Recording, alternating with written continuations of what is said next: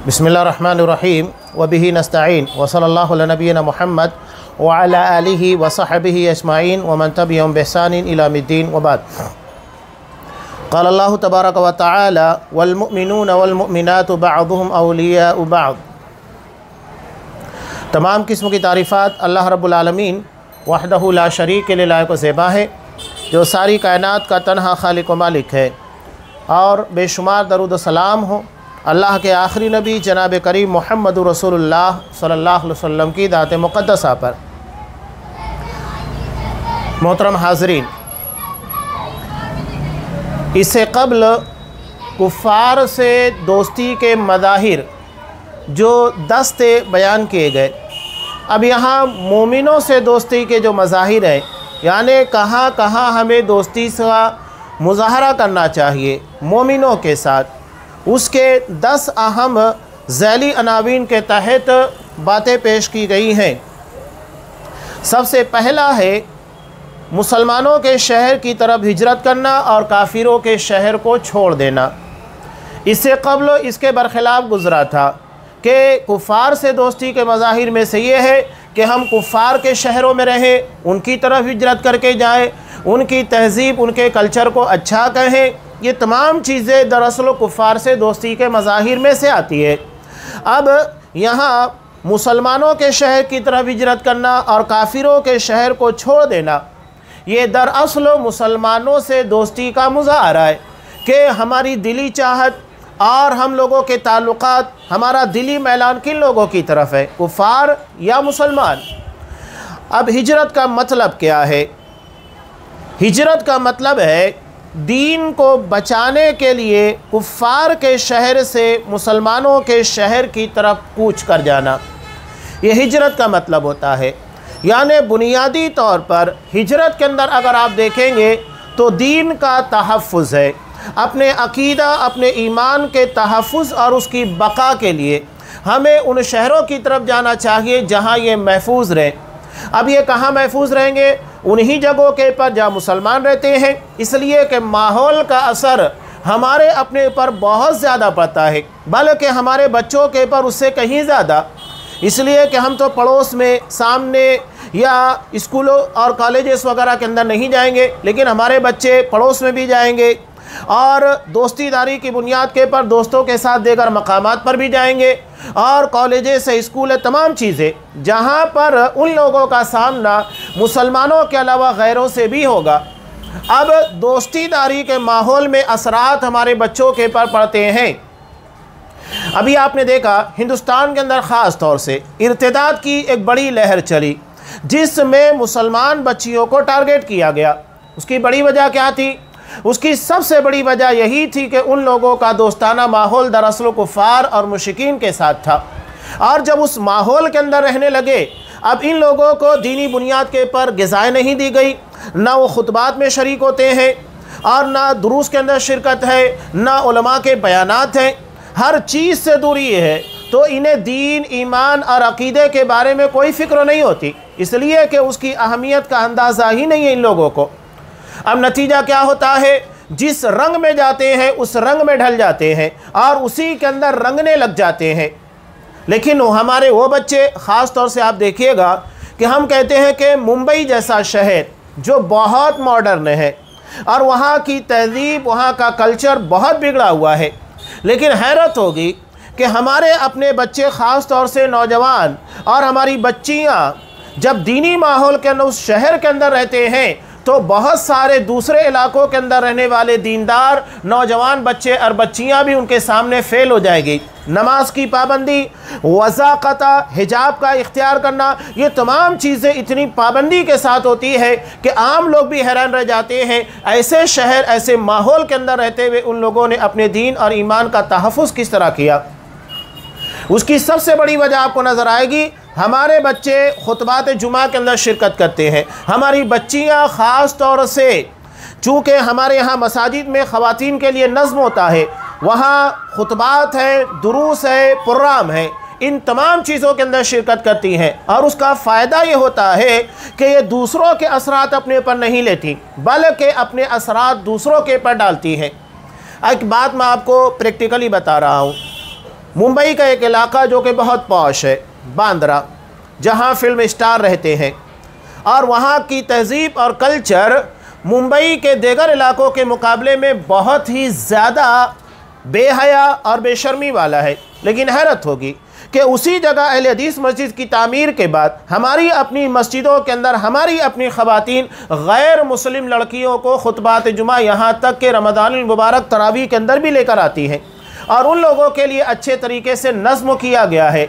और आने से पहले अब चूँकि वो अपना कल्चर और अपना लिबास पहन कर आती हैं, तो उन लोगों के लिए कोशिश की जाती है कि मस्जिद में आने के बाद कम से कम वो अपने सर को ढके रहें, हिजाब उन लोगों को स्कार्फ दे दिया जाता है, और वो हमारे यहाँ आने के बाद बड़ी तादाद में, बल्कि अल्लाह का शुक्र है कि कई ख़वातीन ने इस्लाम को कबूल किया। ये फ़ायदा मैं बता रहा हूँ कि जहाँ हमारी बच्चियाँ मस्जिदों से जुड़ी होंगी, खुतबात है, दुरूस है, उलमा है, इन लोगों की तकारीर से वाबस्ता रहेगी, तो ये दूसरों के असरात लेने के बजाय अपने असरात दूसरों पर छोड़ेंगी।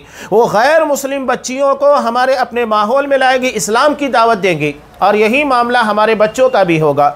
हमारे बच्चे भी कोशिश करेंगे और वो बराबर उन लोगों को लेकर आएंगे। आप देखिए कि उस इलाके के अंदर अल्हम्दुलिल्लाह बहुत सारे लोगों ने, चाहे मर्द हो ख़वातीन हो, इस्लाम को कबूल किया है। अपने असरात दूसरों के पर छोड़ना सीखिए। ये कब? जब हम इस्लाम की अहमियत समझेंगे, अकीदे की अहमियत समझेंगे, और इन तमाम चीज़ों से हत्तल इम्कान इतना इल्म रखेंगे कि दूसरों तक उसे पहुंचा सके, उसे कन्वेंस कर से उसे समझा सके, और दूसरों के यहाँ अकीदे की बुनियाद पर जो ख़राबियाँ होती हैं उसके बारे में उन्हें आगाह कर सके। बहुत आसान काम होता है, लेकिन उसके लिए पहले अपने आप को दीनी तालीम से बहरावर करना है, और ये उसी वक्त तो मुमकिन है जब हम खुतबा, दुरूस और उलमा से वाबस्ता रहे, और उसका फ़ायदा यकीनी तौर के पर माहौल और माशरे के पर पड़ता है। तो हिजरत का मतलब है दीन को बचाने के लिए कुफ़ार के शहर से मुसलमानों के शहर की तरफ कूच करना। ये एक बड़े पैमाने पर है। अब ये भी हो सकता है कि वो बस्तियाँ जहाँ पर मुसलमान ना हो, बल्कि चंद घर मुसलमानों के हों, तो ऐसी बस्तियों को छोड़कर जहां मुसलमान आबाद हो उन बस्तियों की तरफ चले जाना। इसलिए कि मुसलमानों ने सिर्फ शहर को छोड़ा था जो मक्का था, मदीना की तरफ गए, उन्होंने मुल्क को नहीं छोड़ा। करीब में अगर मुसलमान है तो ज़रूरत क्या है कि हम अपना मुल्क को छोड़े या अपना शहर छोड़ दें, मुसलमान बस्तियों के दरमियान रह लें, ताकि हम उनके दरमियान जान, माल, इज़्ज़त और नामूस के एतबार से महफूज हो जाएं। अब यहाँ एक बात वाज़े कर देना ज़रूरी है। मक्का से मदीना जो हिजरत थी, ये सिर्फ अल्लाह के रसूल सल्लल्लाहु अलैहि वसल्लम के ज़माने तक थी, और ये मक्का फ़तेह होने से पहले पहले तक थी। और जब मक्का फ़तेह हो गया, फ़तेह होने के बाद मुसलमानों के हाथ में आ गया, उसकी सारी ज़िम्मेदारी, निगरानी मुसलमानों ने संभाल ली। तो ऐसी सूरत में अल्लाह के रसूल सल्लल्लाहु अलैहि वसल्लम ने कहा, ला हिजरत बअदल फ़त्ह, मक्का फ़तेह होने के बाद अब कोई हिजरत नहीं, यानी मक्का से अब मदीना की तरफ हिजरत नहीं की जाएगी।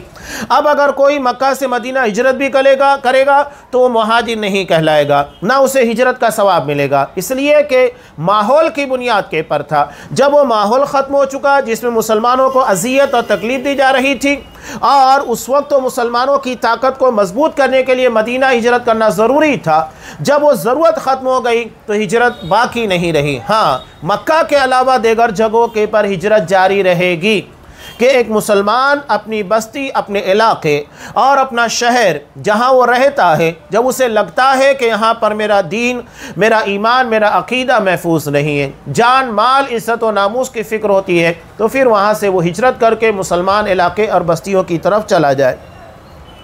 हाँ, इल्ला ये कि जैसा कि इससे पहले बयान किया गया कि कुफ़ार के शहरों में रहना, उसमें कोई दीनी मसलहत हो, और आज के एतबार से कुछ इलाके गैरों के भी होते हैं जहाँ पर मुसलमान थोड़े भी हो, लेकिन वो महफूज इलाके होते हैं, और वहाँ जाकर वो दीनी मसलहत यानी अल्लाह के दीन की तरफ दावत देना, इस्लाम को फैलाना, अगर ये तमाम चीज़ें हैं तो फिर कोई कबाहत की बात नहीं है। कुरान ने कहा सूरे निसा आयत नंबर 97 से आयत नंबर 99, इन्नल्लज़ीना तवफ़्फ़ाहुमुल मलाइका ज़ालिमी अनफुसिहिम, क़ालू फ़ीमा कुन्तुम क़ालू कुन्ना मुस्तज़अफ़ीन फ़िल अर्द क़ालू अलम तकुन अर्दुल्लाहि वासिअतन फ़तुहाजिरू फ़ीहा फ़उलाइका मअवाहुम जहन्नम वसाअत मसीरा। जो लोग अपने नफ्स पर जुल्म कर रहे थे, उनकी रूहें जब फरिश्तों ने कब्ज़ की तो उनसे पूछा कि ये तुम किस हाल में मुब्तला थे, तो उन्होंने जवाब दिया कि हम ज़मीन में कमज़ोर और मजबूर थे। फरिश्तों ने कहा, क्या अल्लाह की ज़मीन वसी ना थी कि तुम उसमें हिजरत कर जाते? ये वो लोग हैं जिनका ठिकाना जहन्नम है और वो बड़ा ही बुरा ठिकाना है। ये मुसलमानों से कहा जा रहा है जो मक्का छोड़कर मदीना नहीं जा रहे थे।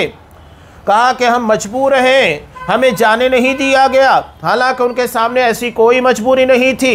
यूँ कह लीजिएगा कि उन लोगों ने रिश्तेदारी को तरजीह दी या इलाके को तरजीह दी, इलाके की मोहब्बत को, या उन लोगों का कारोबार था जिसे उन्होंने तरजीह दी, यानी दुनियावी मामलात को तरजीह दी। इस्लाम और मुसलमानों को तक़वियत पहुँचाना गवारा नहीं किया, तो ऐसे में जुर्म बड़ा हो जाता है।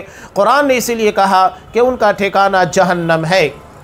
हाँ, मगर इल्लल मुस्तज़अफ़ीन मिनर रिजालि वन्निसा वल्विल्दान ला यस्ततीऊन हीलतन वला यहतदून सबीला फ़उलाइका असल्लाहु यअफ़ू अन्हुम व कान अल्लाहु अफ़ूवन गफ़ूरा। हाँ, जो मर्द, औरतें और बच्चे वाकई बेबस हैं और निकलने का कोई रास्ता और ज़रिया नहीं पाते, बाईद नहीं कि अल्लाह उन्हें मुआफ़ कर दे। अल्लाह बड़ा मुआफ़ करने वाला और दरगुज़र फरमाने वाला है। ठीक है, अगर वाक़तन कोई मजबूरी है जिसकी बुनियाद के पर मक्का छोड़कर मदीना नहीं जा सकते, कोई मसला नहीं, अल्लाह मुआफ़ करने वाला है, दरगुज़र करने वाला है। ये मुसलमानों के से दोस्ती के मज़ाहिर में से पहला मज़हर था। और दूसरा है मुसलमानों की मदद करना, जान व माल और ज़बान की, जिसके वो दीन और दुनिया में मोहताज है, उससे मुआवनत करना। अल्लाह फरमाता है वल्मुमिनून वल्मुमिनातु बअदुहुम औलियाउ बअद, सूरह तौबा आयत नंबर 71। मोमिन मर्द और मोमिना औरतें ये सब एक दूसरे के रफ़ीक है। मदद करना है किस चीज़ के लिए? जान और माल।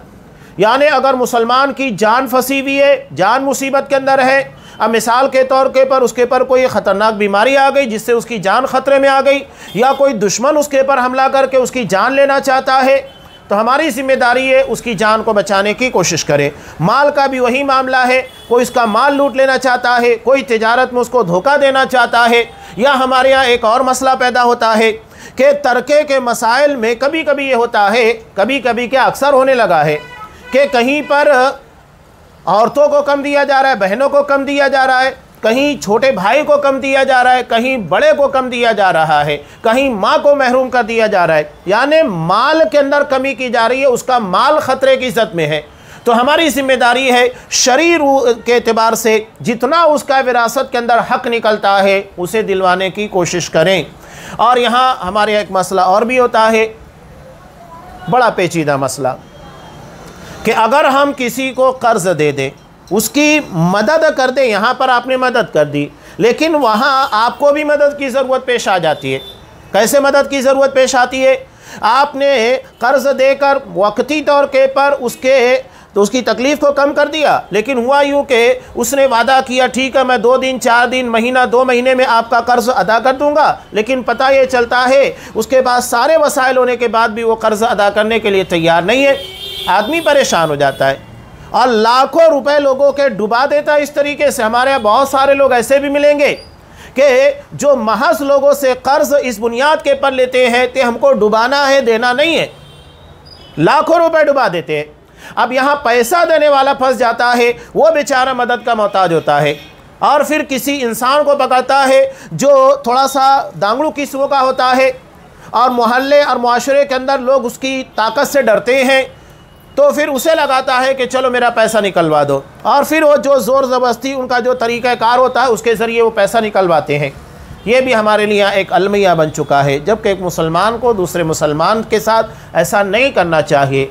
माल आपको वक्त के पर मिला, कर्ज़ दिया गया, पहली कोशिश ये होना चाहिए कि वक्त के पर कर्ज़ अदा करो। अल्लाह के रसूल सल्लल्लाहु अलैहि वसल्लम उस आदमी की नमाज जनाजा नहीं पढ़ाते थे जो मकरूज़ होकर मरता था, जिसके पर कर्ज़ बाकी होता। सोचिए कि इससे कर्ज़ की अहमियत का पता लगता है कि अगर कोई शख्स कर्ज़ लेने के बाद अदा नहीं करता है तो अल्लाह के रसूल ने उसकी नमाज जनाजा नहीं पढ़ाई। ये मामला है। उसके अलावा शहीद के बारे में कि शहीद के तमाम गुनाहों को बख्श दिया जाता है सिवाय कर्ज़ के, यानी अगर उसके पर कर्ज़ होगा अल्लाह माफ़ नहीं करेगा, उसके सारे गुनाह अल्लाह माफ़ करेगा लेकिन कर्ज़ माफ़ नहीं करेगा। इससे कर्ज़ की संगीनी का पता लगता है कि हमने अगर किसी का कुछ लिया है उसे अदा कर दीजिएगा। उसके बाद तीसरी चीज़ है उनकी खुशी व गम में शरीक होना।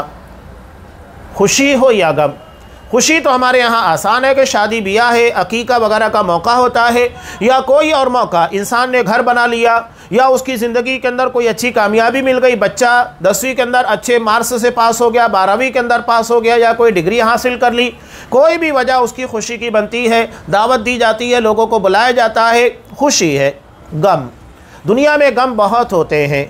कहीं पर वालिद के जाने के बाद गम होता है जो सबसे बड़ा होता है, कभी बेटे की जुदाई, उसकी वफ़ात हो जाती है, या हमारा कोई करीबी रिश्तेदार चला जाता है, वो गम का मौका होता है, कोई मुसीबत आ गई, कोई परेशानी आ गई, कोई भी परेशानी हो, खुशी और गम के दोनों मौके के पर मुसलमान के साथ खड़े रहना चाहिए।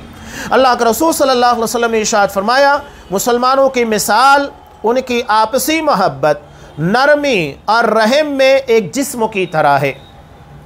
अगर एक उज़्व को तकलीफ़ होती है तो पूरा जिस्म बुखार और बेखाबी का शिकार हो जाता है। ये अल्लाह के रसूल ने मुस्लिम मुआशरे की मिसाल बयान फरमाई। मुसलमान को मुसलमान के साथ ऐसे रहना चाहिए, ये नहीं कि हम तकलीफ़ दें, किसी की ज़िंदगी के अंदर रोड़े अटकाएं। आगे बहुत सारी चीज़ें और भी उसी से जुड़ी भी आ रही हैं, ये तो बुनियादी तौर के पर यहाँ बयान किया गया, आपने मिसाल देते हुए कहा। और इस हदीस के अंदर ये भी है कि अल्लाह के रसूल सल्लल्लाहु अलैहि वसल्लम ने कहा कि अगर उसका सर दर्द की वजह से फटने लगता है तो ऐसा नहीं है कि वो तकलीफ़ सिर्फ सर में होगी, बल्कि पूरा जिस्म उस तकलीफ़ को बर्दाश्त करता है, महसूस करता है। तो ये मुस्लिम मुआशरे की मिसाल अल्लाह के रसूल सल्लल्लाहु अलैहि वसल्लम ने बयान की। यहाँ ज़िम्नन एक बात और भी बता दूँ कि आप सल्लल्लाहु अलैहि वसल्लम ने इन अहादीस को जो मुस्लिम मुआशरे को मजबूत करती है, ये कब बयान किया था? जब आप मदीना आए। मदीना आने के बाद अंसार और मुहाजिरीन दो अलग अलग तबके थे। मुहाजिरीन वो थे जो मक्का से आए थे और अंसार वो थे जो मदीना के रहने वाले। ये तो बुनियादी तौर के पर। उसके बाद इन लोगों के दरमियान कबाइल का बहुत ढेर फ़र्क था, कोई कुरैशी था, कोई बनु खुज़ैमा का रहने वाला था, बहुत सारे कबीले के लोग थे। और मदीना के अंदर रहने वाले भी दो अलग अलग उमूमी तौर के पर दो कबीलों में बटे थे, एक औस है, एक खज़रज है। और उसके बाद भी अलग अलग कबाइल थे जिसमें सारे लोग बटे हुए थे। आप सल्लल्लाहु अलैहि वसल्लम ने इन बिखरे हुए कबीलों को ईमान की बुनियाद के पर एक जगह जमा कर दिया, एक रिश्ता रखा, और वो रिश्ता सिर्फ इस्लाम का था। हज़रत सलमान फ़ारसी रज़ी अल्लाह ताला अन्हु, आप इनकी दास्तान सुनिए जो ख़ुद बयान करते हैं किस तरह जब उन्हें मालूम हुआ अल्लाह के रसूल सल्लल्लाहु अलैहि वसल्लम के बारे में, तो मुल्क फ़ारस यानी ईरान से निकले, कितना लंबा सफ़र तय करते हुए आए, उन्हें ग़ुलाम बना लिया गया, उन्हें कितनी तकालीफ़ का सामना करते करते अल्लाह के रसूल सल्लल्लाहु अलैहि वसल्लम के पास आए। अल्लाह ने उन्हें उम्र भी बहुत अता की थी, 100 साल से कहीं ज़्यादा की उम्र थी। अल्लाह के रसूल के पास आए, उन्हें अपने बारे में कुछ पता नहीं था। जब उनसे कोई उनका नसब नामा पूछता कि तुम्हारा ख़ानदान क्या है, तुम्हारे बाप दादा कौन है, तो वो क्या कहते? सलमान इब्ने सलमान इब्ने सलमान इब्ने इस्लाम इब्ने इस्लाम इब्ने इस्लाम, मैं इस्लाम का बेटा हूँ। अपने आप को मुसलमानों से जोड़ दिया। उन्हें अपने बाप दादा के बारे में पता नहीं था। बचपन से उन्हें जिस ज़िंदगी और जिस माहौल के अंदर गुजारा गया, सिर्फ नबी करीम सल्लल्लाहु अलैहि वसल्लम के बारे में पता लगने के बाद कि आखिरी रसूल मबूस होने वाले हैं, सिर्फ आपकी तलब में इतना लंबा सफ़र तय किया, ग़ुलामी को, ज़िंदगी की तमाम तकालीफ़ को बर्दाश्त किया। ये सलमान फ़ारसी रज़ी अल्लाह ताला अन्हु है। अब आप सल्लल्लाहु अलैहि वसल्लम ने इन तमाम लोगों को एक जगह जोड़ा और जब इस्लामी मुआशरे की बुनियाद डाली तो इन्हीं तरह की अहादीस को बयान किया जो मुसलमान को मुसलमान से जोड़ती है, उनके मुआशरे को मजबूत करती है। आज मुसलमान, दो चीज़ें अल्लाह के रसूल ने कहा कि मुसलमानों के अंदर जाहिलियत की दो चीज़ें कभी ख़त्म नहीं होगी। एक है नसब में तान देना। नसब में तान देने का मतलब क्या है? ख़ानदान और बिरादरी का। आज आप देखिए कि हमारे यहाँ इलेक्शन का पीरियड है, असम्बली का, क्या हो रहा है सबको पता है। हमेशा से पुरानी राजनीति चली आ रही है सियासी और राजकरण के माहौल के अंदर, दखनी मोमिन यानी बिरादरी के नाम के पर लड़ाना। यानी हम देखिए कि यहाँ एक ऐसी चीज़ को जो जाहिलियत की है, जिसको अल्लाह के रसूल ने कहा कि मुसलमान जाहिलियत की इन चीज़ों को नहीं ख़त्म करेंगे, आज वो चीज़ें हमारे अंदर है। और वही बिरादरीवाद के नाम के पर तमाम चीज़ें चल रही है। रिश्तेदारियों के अंदर भी मसले पैदा होते हैं। बहुत सारे लोग कहते हैं कि यार मैं नहीं मानता, लेकिन अब क्या करूँ, घर के अंदर लोग तैयार नहीं है। इसका मतलब है कि आप अपनी माँ, अपने बेटे या अपने ख़ानदान, अपने रिश्तेदारों के सामने बिरादरी के नाम के पर झुक जाते हैं। वहाँ पर आपका इस्लाम काम नहीं आता है, वहाँ पर आप इस्लाम के पर अमल नहीं करते, वहाँ आपके ख़ानदान, आपके रिश्तेदार, आपके माँ बाप, आपके भाई ये ज़्यादा अहमियत रखते हैं, इसलिए आप इस्लाम को अहमियत नहीं देते। अगर किसी के नज़दीक इस्लाम की अहमियत होगी तो फिर वो रिश्तेदारी को नहीं बल्कि इस्लामी हुक्म को तरजीह देगा। तो ये बिरादरीवाद हमारे दरमियान बड़ा ख़तरनाक है। आप सल्लल्लाहु अलैहि वसल्लम ने इसको सिर्फ ज़बानी ख़त्म नहीं किया जैसा कि हमारा लोग करते हैं, नहीं, आपने प्रैक्टिकली ख़त्म किया। हज़रत ज़ैद बिन हारिसा रज़ियल्लाहु ताला अन्हु आज़ाद करदा ग़ुलाम थे, नबी करीम सल्लल्लाहु अलैहि वसल्लम ने जिन्हें आज़ाद किया था। और उस वक्त मुआशरे में आज़ाद करदा ग़ुलाम को बहुत ही हकीर समझा जाता था। आज सल्लल्लाहु अलैहि वसल्लम ने अपनी सग्गी फूफी ज़ाद बहन हज़रत ज़ैनब बिनते जहश रज़ियल्लाहु ताला अन्हा का निकाह हज़रत ज़ैद से किया था। सोचिए, प्रैक्टिकली ख़त्म किया। जब कि आपकी बिरादरी और कुरैश ये मक्का और अतराफ़ में रहने वाले तमाम लोगों में सबसे ऊंची बिरादरी जानी जाती थी। हज़रत अब्दुर्रहमान इब्न औफ़ रज़ियल्लाहु ताला अन्हु ने अपनी सग्गी बहन का निकाह हज़रत बिलाल रज़ियल्लाहु ताला अन्हु से किया। कहाँ बिलाल जो कि हबशी थे, रंग रूप के एतबार से भी वैसे नहीं थे जिन्हें हम पसंद करते हैं। सूडानियों की रंगत, सिया फाम आप अच्छे तरीके से पहचानते हैं। और उसके बाद आज़ाद करदा ग़ुलाम थे जिन्हें हज़रत अबू बकर सिद्दीक़ रज़ियल्लाहु ताला अन्हु ने आज़ाद करवाया था। हज़रत अब्दुर्रहमान इब्न औफ़ रज़ियल्लाहु ताला अन्हु ने उनके साथ अपनी बहन का निकाह किया। प्रैक्टिकली सारी चीज़ें ख़त्म की, ज़बानी नहीं। आज ये बिरादरी का इख्तिलाफ हमारे दरमियान इतना शदीद होते जा रहा है, अल्लाह रहम करे। और उसको जानबूझकर राजकरण के नाम पर, सियासत के नाम पर ज़िंदा किया जाता है। इलेक्शन की बहुत सारी खामियाँ, बुराइयाँ, उनमें से एक बड़ी चीज़ जो जाहिलियत की हमारे दरमियान आती है। हर इलेक्शन के दौर में इन चीज़ों को ज़िंदा किया जाता है, इन मुर्दों को उठाकर खड़ा कर दिया जाता है। जबकि अल्लाह के रसूल ने हर मुसलमान को सिर्फ एक रिश्ते की बुनियाद के पर मजबूत बंधन के अंदर बांध दिया, और वो रिश्ता इस्लाम है, ईमान है, उसके अलावा कोई और चीज़ नहीं। तो अल्लाह के रसूल ने कहा जाहिलियत की दो चीज़ें मेरे इस्लाम के अंदर, मुसलमानों के इस्लाम नहीं, मुसलमानों के अंदर पाई जाएगी। एक है नसब में तान देना, बिरादरी का जो इख्तिलाफ होता है, और दूसरी चीज़ है मरने वाले के पर नौहा और मातम करना। ये चीज़ें सोग की आज हमारे यहाँ पर आम है।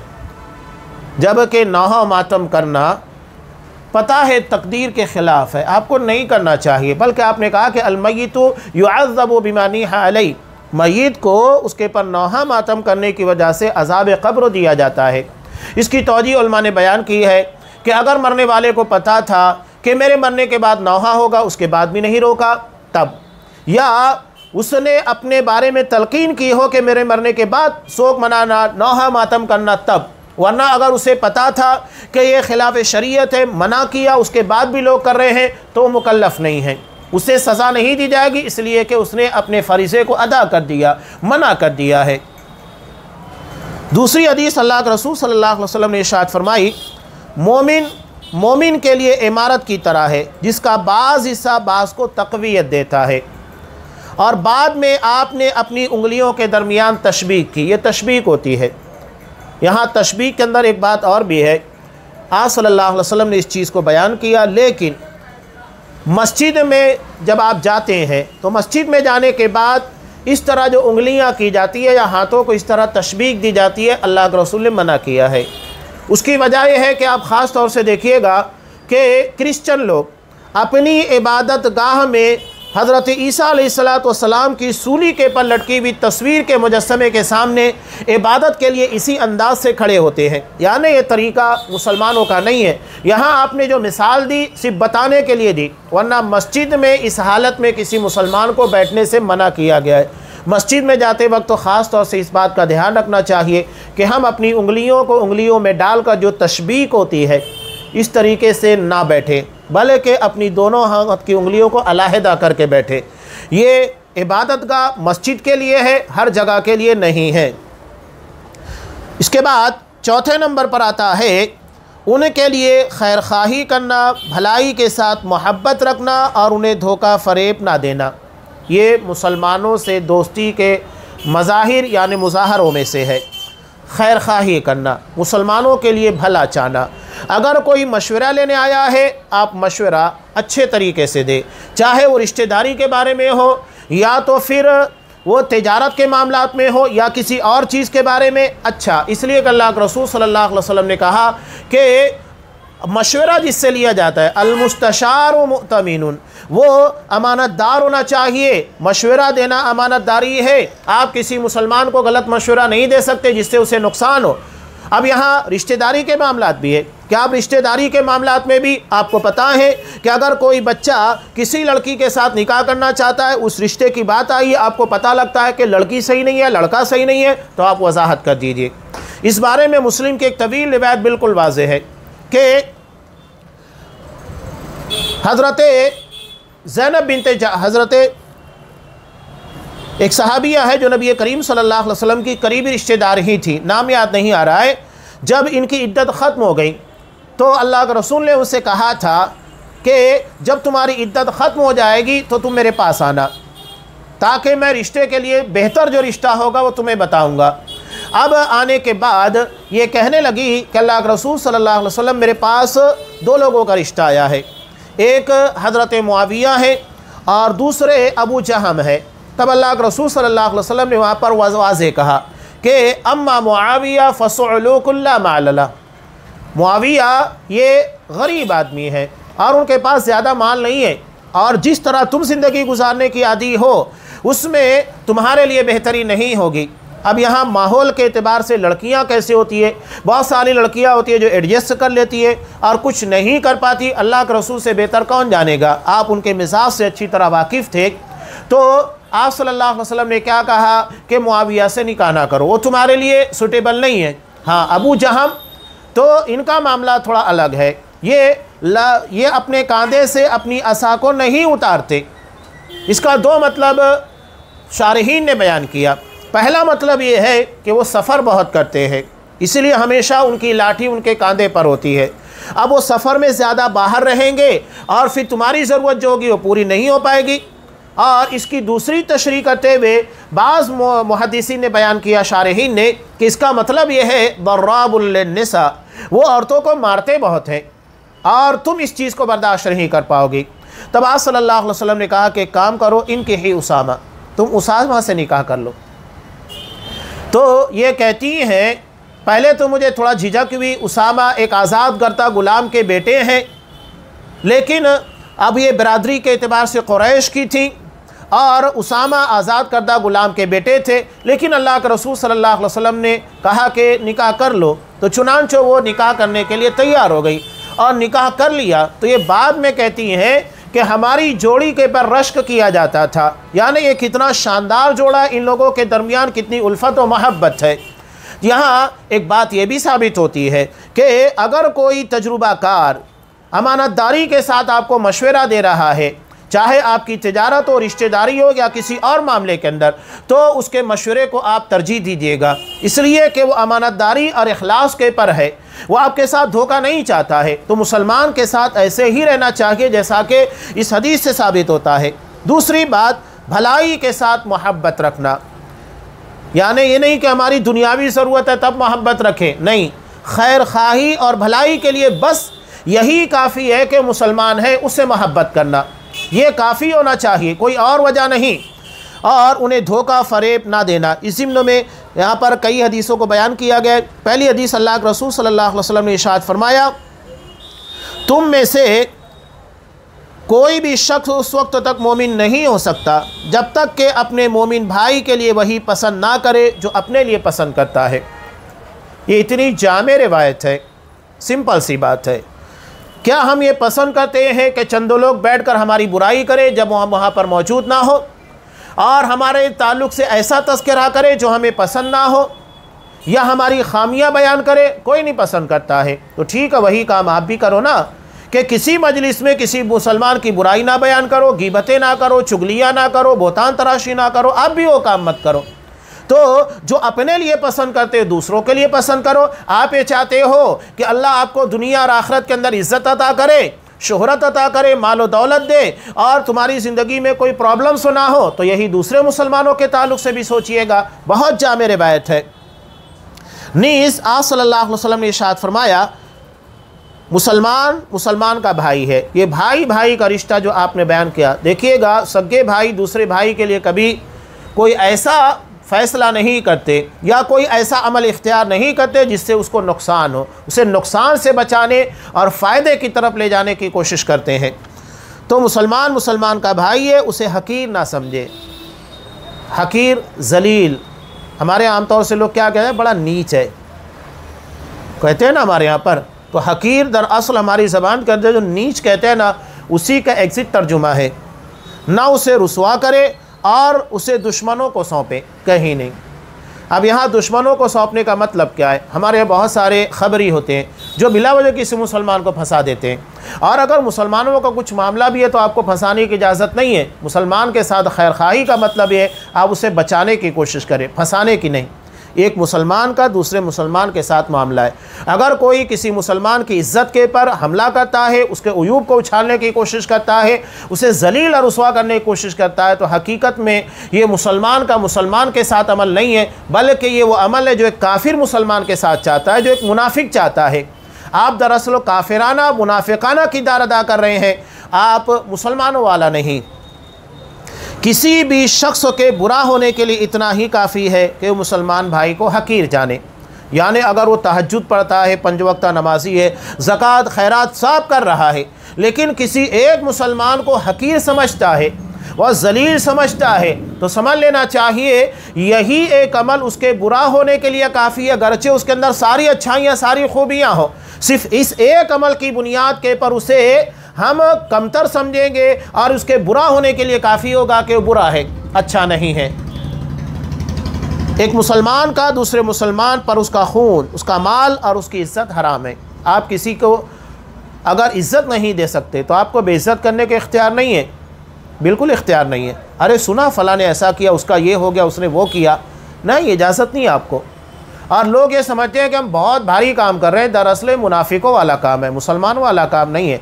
और अगर इल्ज़ामात और बोहतान तराशियाँ हैं तो ये खुला हुआ निफाक है जो मुनाफिकीन अल्लाह के रसूल सल्लल्लाहु अलैहि वसल्लम के ज़माने में मुसलमानों के ताल्लुक़ से करते थे।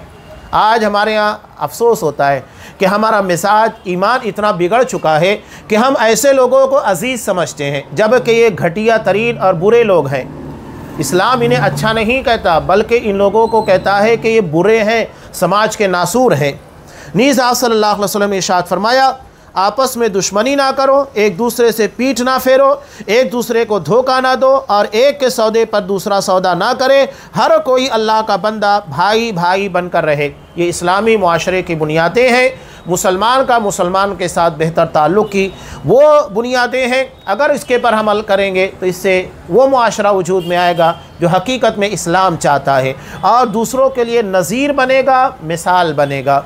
अभी दोस्ती के मज़ाहिर में से चंद अहम चीज़ें और रह गई है। ये 4 चीज़ें थी यहाँ पर बयान की गई, मुकम्मल 10 चीज़ें। आइंदा के दुरुस में इंशाअल्लाह बकिया तफासिल को आपके सामने बयान किया जाएगा। अल्लाह तबारक व तआला से दुआ है कि रब्बुल आलमीन हमें इन अहकामात के पर अमल की तौफीक दे, जिससे इस्लामी मुआशरे की बुनियादें मजबूत होती हैं और ये दूसरों के लिए नज़ीर बनता है। आमीन व आखिर दावाना अनिल हम्दुलिल्लाहि रब्बिल आलमीन।